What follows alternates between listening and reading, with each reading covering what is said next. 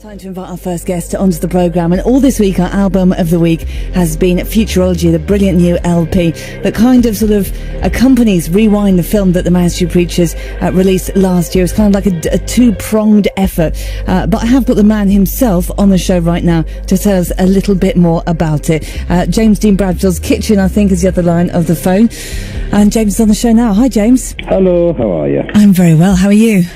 Not too bad, thank you. Just finishing the evening meal for the family. Just in the oven now. Oh, do you want me to call back? No, not so. Okay, perfect. How was Glastonbury? You recovered? Did you have a good time? Yeah, no, I had a bit of a heavy drink after.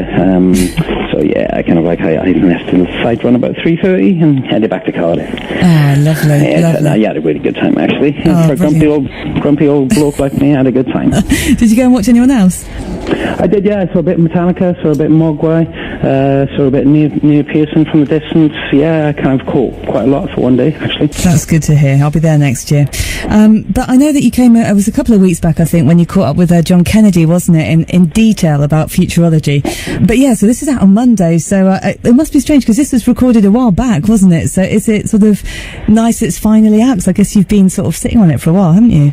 Well, yeah, we kind of started the main bulk of the recording of futurology back in 2011, simultaneously with Rewind the film, and we realised that all the tracks were going in completely opposite direction, so we sort of separated both albums at birth, so to speak, without that actually being the plan. So yes, we started a while back, and actually a few of the tracks, and then one of the tracks is started in 2010. So it's been a bit of a purple patch for us. It's kind of I don't know if we're raging against the dying of the light, or I don't know if we're just going. I don't know if we've just found some kind of rich vein of form. I'm not sure which it is really.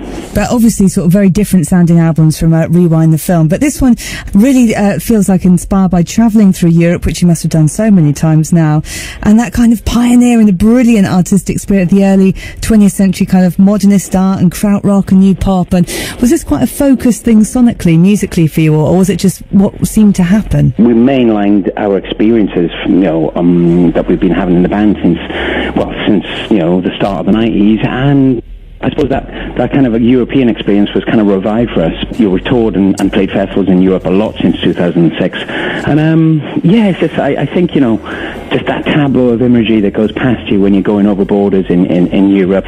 You realise that kind of how these places have changed, since the early 90s, and especially a country like Germany. You go to a city like Berlin and you realise it's absolutely changed before your eyes, and you've lived through that. And I think Nick really kind of tapped back into his love of early European art, whether it be the Sturm und Drang or whether it be the Italian futurists, which all sounds like an improbable kind of subject matter for a song. Sometimes it can sound a bit pretentious and a bit overblown, but we kind of are. We were those people when we were 15 or 16. We were always trying to join the dots, having that European experience and feeling like a European band. Again, I don't know if we're doing ourselves any commercial favours in terms of writing about these things, but it is kind of like it is almost like a pretentious youth club feeling, albeit we're 45 years old. Oh, that's going to be the quote now, don't you? I don't care, Yeah, fair enough. We are just enjoying ourselves, really. And sometimes in the band, we've just done stuff like You Love Us, which is just a big, dumb punk rock song, and it's a misconception that people in bands are always miserable, especially people like us, because you do have fun trying to put these things together in the studio. And like I said, trying to join the dots is one of the most enjoyable things that you do in the band.